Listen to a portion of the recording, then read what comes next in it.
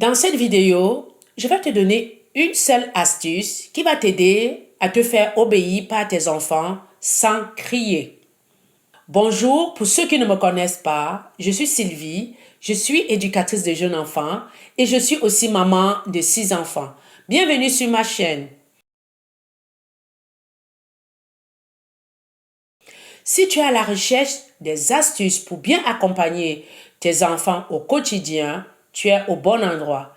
Si tu es à la recherche des objets de puériculture adaptés et de qualité, tu es au bon endroit. Les moments de transition, faire attention aux moments de transition. Dans le déroulement de la journée d'un enfant, on trouve beaucoup les moments de transition. Le moment de transition, c'est quoi? C'est par exemple, s'il te plaît Maxence, va laver tes mains parce qu'on va bientôt passer à table. S'il te plaît Maxence, va mettre ton pyjama parce qu'il va être bientôt l'heure du dodo. S'il te plaît Maxence, va mettre ta chaussure puisqu'on va bientôt sortir. Ce sont les moments qui peuvent favoriser l'apparition d'un comportement difficile chez un enfant. Imaginons que mon fils Maxence est en train de jouer dans sa chambre. Il va être bientôt l'heure du goûter. Et je suis à la cuisine, je suis en train de préparer le goûter. Et de la cuisine, j'appelle Maxence. Je dis, Maxence, s'il te plaît, tu peux venir chercher ton goûter? Il est l'heure du goûter, Maxence. Il y a de fortes chances que Maxence ne vienne pas chercher son goûter. Peut-être parce qu'il ne m'a pas entendu, ou peut-être parce qu'il m'a entendu, mais qu'il ne veut pas interrompre son jeu. Peut-être qu'il ne veut pas laisser tomber son jeu, et très rapidement, qu'est-ce qui va se passer? Je vais me mettre à répéter la même chose. Maxence, tu viens, mais qu'est-ce que tu fais? Tu es où là, Maxence? Mais viens, Maxence, s'il te plaît. Ton goûter est prêt. Au bout d'un moment, inconsciemment, je vais me retrouver en train de crier. Pour se faire obéir sans crier par ses enfants, je vais me déplacer.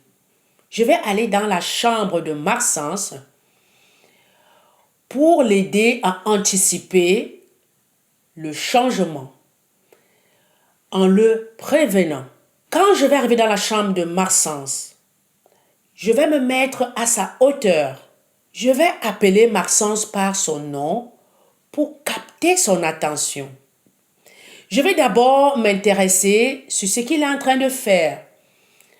Je vais lui dire, Maxence, mais qu'est-ce que tu es en train de fabriquer avec tes capes-là? Qu'est-ce que tu es en train de construire avec tes capes-là? Ah ben, mais qu'est-ce que c'est beau! C'est un pont, c'est une tour, mais qu'est-ce que c'est, Maxence? Ah, moi je trouve joli ce que tu es en train de faire. Et après, je vais lui dire, Maxence, il est l'heure du goûter. Qu'est-ce que tu fais? Est-ce que après le goûter, tu aimerais revenir pour continuer de jouer? Ou tu voudrais que je t'aide à ranger tes capes là? Imaginons que Maxence souhaite que je l'aide à ranger ses capes là. En rangeant les capes là avec Maxence, cela amène Maxence à coopérer. En faisant ensemble avec Maxence, cela favorise l'attachement. En faisant ensemble avec Maxence, cela va créer une bonne relation entre moi et Maxence. Ça va favoriser l'apparition d'une relation de qualité. Je vais te donner un autre exemple. Imaginons que Maxence est en train de faire du vélo dans mon salon. Je vais dire à Maxence, ah, qu'est-ce que je suis fière de toi. Tu as trouvé ton équilibre. Tu sais pédaler tout seul ton vélo maintenant. Mais au salon, il y a trop d'obstacles. Tu ne peux pas tout tester tes capacités. Mais si tu veux, Je vais t'accompagner dans la cour avec ton vélo. Tu pourras tester la vitesse. Et dans la cour, il n'y a pas d'obstacle. Ce que je voudrais que tu gardes à l'esprit, c'est que en communiquant avec ton enfant, tu dois toujours garder à l'esprit que le cerveau d'un enfant est immature. Que tu gardes toujours à l'esprit qu'il faut toujours valoriser l'enfant, trouver des alternatives. On ne peut pas dire non à un enfant sans lui proposer autre chose. Imaginons que tu vas dire à Maxence, plutôt que je vais dire à Maxence, Maxence, après le repas, n'oublie pas de brosser tes dents, de mettre ton pyjama et surtout, mets plutôt tes chaussettes rouges. Et quand tu auras terminé de mettre tes chaussettes, s'il te plaît, voici ton verre d'eau que je dépose sur la table. Est-ce que tu pourras venir le chercher? C'est beaucoup trop pour un enfant. La consigne n'est pas claire. L'enfant ne pourra pas exécuter. C'est beaucoup trop de demandes. Le cerveau de l'enfant est immature. Toujours garder ça à l'esprit. Et je voudrais te parler d'une autre chose que je trouve importante. Je voudrais te parler de la cohérence. Imaginons que Maxence me tape.